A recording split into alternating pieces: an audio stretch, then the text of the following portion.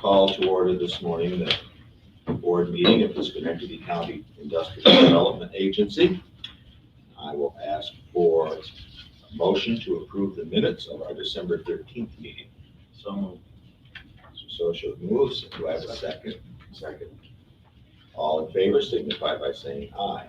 Aye. We have approved the meeting minutes of our December 13th meeting. Our first item on the agenda this morning is Resolution 479 -20. This is authorization to amend the pilot and take related actions in the Scotia Industrial Park and the Business Technology Park. I'll ask Jamie LaHut to walk us through the supporting memo for this. I guess first I'll ask for a motion in a second so that we can open discussion. I'll make the motion. I'll second. It's been moved and seconded. Have a discussion. So this is a long-standing pilot with the agency, with Scotia Industrial Park, Inc., which is the primary owner of the Glenville Business and Technology Park. You'll see, I think, from the graphic, from the map that's attached to the memo, gives you a pretty good idea. You see the gray, bluish gray area is the area encompassed under this pilot, which expires at the end of June. And it encompasses 6 or 7 different buildings in the park. It's been a great pilot, very helpful, and a lot of job creation. Pilot was extended in 2010, and about 200 new jobs have been created, so there's about 550 employees in all these different buildings. And you'll see the green section is an area that's getting carved out of the pilot to help Adirondack Beverage with an expansion project. Adirondack Beverage, again, one of the big employers in the park already. And so the plan is for the Gillespie entity, Scotia Industrial Park, Inc., to build a new 100,000 square foot building. And there would be a separate Metroplex pilot established for that project. So what needs to happen today is for this piece to be carved out. It'll get removed, and the pilot will be amended and changed, so that piece is out of it, and then Metroplex will move ahead with its own pilot that benefits Adirondack Beverage. Any questions? Any further discussion? It's more complicated legally than it is. So just to clarify, how many new jobs do you expect from this carve out from the expansion? With Adirondack Beverage, they're expecting to add another 50 new jobs. They already have about 250 employees in Glenville. So they're also, this is really part of a whole big move that they're making. One of their existing facilities, once this building gets built, one of their existing facilities will then be further renovated for additional production and warehouse space. So they think that 50 new jobs is a conservative number from their side. And as I understand it, Adirondack Beverages has been paying jobs. They do, and they're a big water user, of course, with all the different products that they make out there. They're one of our stronger employers and one of our better paying employers. Any further discussion? Seeing none, I'll ask for a vote. All in favor, signify by saying aye. Aye. Any opposed? Seeing no opposed, then I'll vote aye. The resolution is approved. Second item on our agenda this morning is 480-20, and this is an interim sales tax exemption for the Rivers Ledge project in the town of Muskegon. Again, I'll ask for a motion and a second to open discussion. I'll move. Second, Chris Jones. Mr. Gardner seconds. I'll again ask Jamie if he would walk us through the memo for this. Right, so I think everyone's familiar with this project, which is the redevelopment of the old Williams Auto parcel along Aqueduct Road in the town of Muskegon. The county was involved with some of the land involved down there, as well as some easements. 27.5 acres, contaminated site. Site work has just started on the project with Peter Luisi and Xavier, the new chief, has done several projects, both here in Schenectady as well as the city of Troy. Pretty large scale project, $38 million, 160 market rate residential units. They feel the market is very strong particularly in this unit for this. It's a terrific project with both walking and bike trails nearby, access to the river. So we've been waiting for it to get going, and like I said, it's just getting started. These guys really tend to take their time with finding their financing, getting their financing in place. So as a consequence, they would like to get an interim sales tax exemption during this period of the site preparation, probably starting the project. Typically, all these things would come together at a closing that we would have had over the winter. So this is a little bit different. So we would extend have an interim sales tax for 6 months. Is that right, Amanda? Correct. So we'll provide them with a 6-month interim sales tax agreement. We assume that within that period, they'll get their bank financing together. We'll be able for the pilot, the mortgage recording tax exemption, and a full extension of the sales tax exemption. So essentially Williams Auto's part, that was a junkyard, Yeah. in other words. And then the cost of remediation is probably higher because of that than for a normal, regular site, I take it. That's right, that's right, and as part of the package of pilot, it's fairly short term, it's only a 5-year pilot, but it is intended to sort of help compensate a little bit for this additional cost of the contamination, the remediation of the soil contamination of the site. So in that 38 million is the remediation cost as well? That's right, that's right. How many units again is it? 160. 160, is it like apartments, like Yeah. 1, 2 bedroom? It's $237,000 a unit. Well, a lot of it is because the site is, they can build more, they will be able to build more, I think they're. Okay, I was gonna They're say, starting $4 small. million a unit, that's, I don't know, I'm pretty No, good at that's math. not Yeah, phase no, yet, right? It is not. Phase one, I guess. Right. It's completely multi-use residential, is there any retail or anything else in there? No, other than having sort of a large community room for the residents that are there. Is that already been So it's approved? 10, it's 10 separate buildings with 16 units in each building. And that's already gone through the planning board? and- Yes, it went through the planning process, seeker was coordinated with you by the town. And this was gonna be senior housing or just still? No, just regular market rate housing, yeah. And there are some provisions built in here to improve access to the river as well, that are public. Yeah, the bike trail runs right by, so the easements are still in place that the county provided to access the bike trail. And again, it's just, at this point, just a sales tax exemption. Yep. Temporary for 6 months. Okay. And then this eventually becomes folded into what will be a pilot and a mortgage recording exemption. Correct. And a sales tax exemption again at that point, whatever it is. At that point, yes, and that's anticipated within 6 months. Any further discussion, any further questions? Seeing none, we have a motion and second. The item that's on the table, and I will ask all in favor to signify by saying aye. Any opposed by saying no? I'm gonna abstain from this one. So we have, okay. There's one abstention. We have no other items. We have an item under other business, which is a discussion of our meeting time, but perhaps in the interest of everyone's need to move our items along, perhaps we should place that under CRC, or would we? Yeah, that's fine. Let's leave that for other business under CRC, since the two entities kind of tend to meet at the same time. Any other business or discussion for the IDA? Seeing none, I'll ask for a motion for adjournment. I'll move to adjourn. Second. All in favor, signify by saying aye. Aye. Our IDA meeting is adjourned. And with that, I will call to order our meeting this morning of the Schenectady County Capital Resource Corporation. With a motion for the approval of minutes. I'll move. Moved by Mr. Christel, second by Mr. Sosha. All in favor?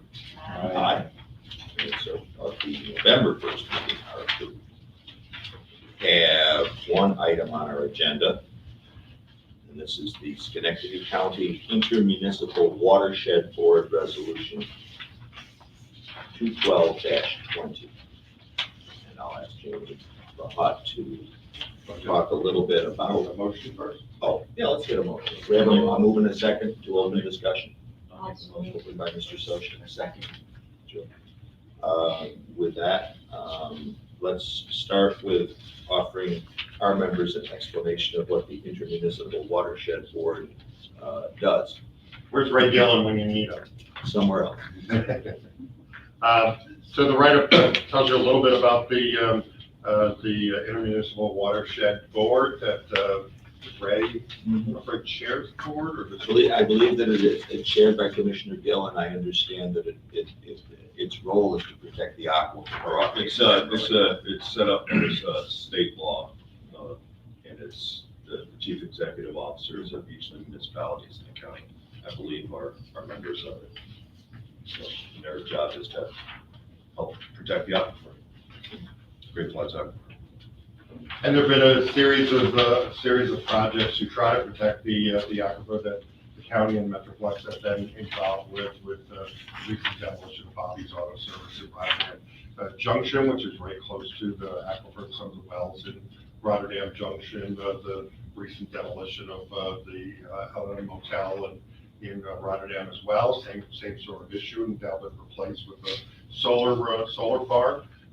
And so the request here is for $4,000 for their general operations, supporting the staff and consultants that are used annually to come up, review some of the policies and implement some of the plans that come through the board. So I believe there's a cost sharing arrangement, I think, with some of the municipalities that contribute to this, as well as the county.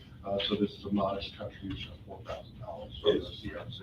And there is a kind of a water, an aquifer water theme that runs through both the IDA meeting, which we just had, and the CRC meeting. The two projects that have come before the IDA recently, Belgioso's cheese plant, and also the Adirondack Beverage project, which we discussed this morning, are both extraordinarily dependent on high-quality groundwater, and it is.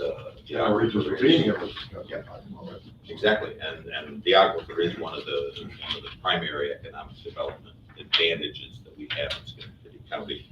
My understanding is that some of this work was done for a period of time by one of our county planning employees who either has retired or is about to retire. And so the request from the board to the CRC, which we're able to make, is $4,000 to provide groundwater management planning studies, which are part of what this entity does. Are there any other questions or any further discussion?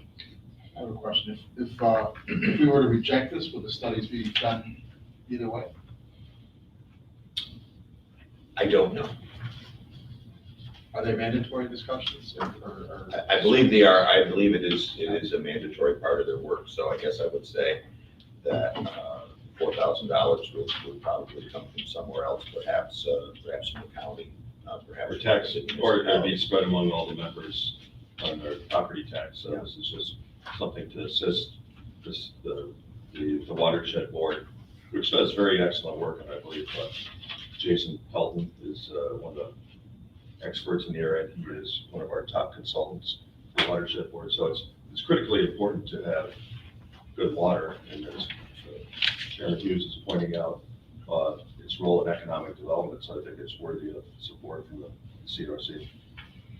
Do we anticipate that any further funding would be needed in the future from this body?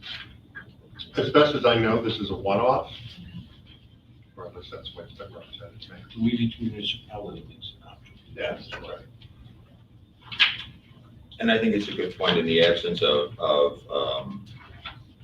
the presence of a community resource corporation, which derives its revenue by offering financing to not-for-profits, most prominently recently Union College. We collect a fee when that happens, and this $4,000 would come from that amount, which is in our budget, from a fee that we collected for selling, taking not-for-profits to the municipal bond market to do projects. So that's where the money is coming from. If it wasn't for this, it would, as Mr. Gardner points out, most likely be assessed across the various municipalities that are part of the board. So we're providing a very small amount of tax relief, I guess, participating municipalities by making this contribution. Mr. Chairman, move for the question. Question has been called. All in favor of calling the question? Second for that. And then all in favor of the resolution signify by saying aye. Aye. Any opposed, signify by saying no. No. No nos, any abstentions, the motion has been carried. That's the only business item that we have. We had a request for a discussion under other business at the start of our meeting time. We had some, I believe it was a specific question regarding moving the meeting to, I think it was 9:15, and it was raised by one of our members who had a little issue involving pickup, drop-off, childcare. You know, at one point or other in our lives, all of us have had that little shuffle that you have to Spouse in do. the parking lot, exchanging Exactly, car or seats. car seats, or going to the daycare. Done that yet, Sarah? And our history as an entity is that we started out with an 8 AM meeting, which we moved for various reasons to 8:30. I personally don't have a preference one way or the other. I could meet at 9:15, I could meet at 8, I could meet in the afternoon. But before we unilaterally said, okay, fine, we'll just meet at 9:15, I thought it was important that we discuss with the rest of the members, are we now creating another scheduling conflict by moving it a little bit later in the morning? So I placed that out there for any discussion. I don't know that it requires a resolution. I think it Does not. can just be the result of, but I'd sooner have at It least. could be unilateral. Yeah, I mean, I think we could just say it, but I don't like to run meetings that way, so I thought, let's at least discuss it with the And from the members. staff side, we don't care. We'll show up anytime we need to. When I worked in Columbia County, the IDA there met at 7 AM because there's so many farmers on the IDA board. So they thought that was early enough. They were already up. They were- That was late for them. Yeah. They had finished their milking and they would go to the meeting before breakfast. I That's right, understand. that's right. On the CTA board, they meet at high noon and noon time, so Metroplex meets at 6 PM. The Capital District Regional Planning Commission meets at 10 AM. So these meetings are all over the place. We respect them.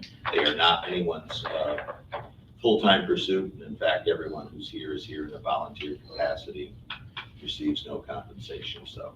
So even if you double our salary, Mr. Chairman. Yeah, double your salary and you'll still get zero. Remember that from math class.